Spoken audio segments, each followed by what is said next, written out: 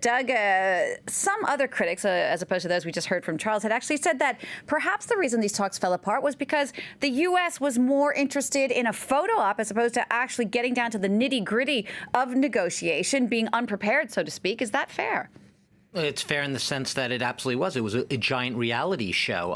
For Donald Trump, his foreign policy is all based on bombast. It's all based on Donald Trump's sense of himself as being the invincible diplomat, the person who can forge and go places where no other U.S. president has been able to go before, just by sheer force, by sheer dint of his force of will, of his force of persuasion, his personality, that he can achieve miracles, and he can literally pull, the rabbit out of the hat time and time again.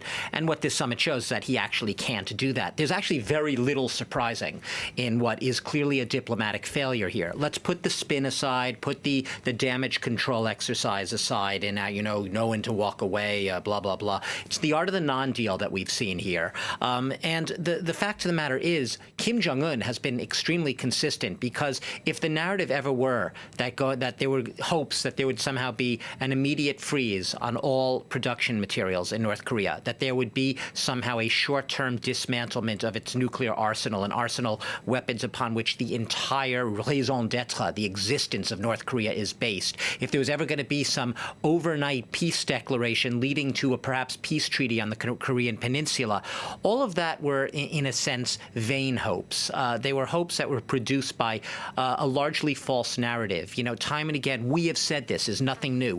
Nuclear weapons, they may not be part of North Korea's official doctrine. It's not like there's something called the nuclear weapon doctrine in Pyongyang. What there are, though, is a clear reference to nuclear weapons in North Korea's constitution. They are hardwired into the DNA of North Korea's own sort of founding law, a revised constitution, but they're still in there.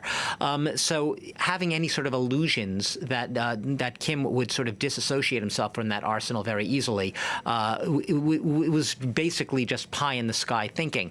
We saw Donald Trump himself ratcheting down the rhetoric and the tone. We have come a long way since post-Singapore and those tweets where there's no more nuclear threat, the world can sleep easy, the planet is safe sort of rhetoric. We've come to basically into this summit on a footing where this was more about trying to get some sort of peace declaration, maybe trying to agree on a schedule and a timetable for gradual nuclear disarmament. But even Trump came hard up against that reality that you don't get Kim Jong-un to part ways with his nuclear weapons overnight, maybe not even in 1 day, 2 days, 1 month, 2 months. It takes years, and he's running into the same problems that past American presidents have. Now, Doug, of course,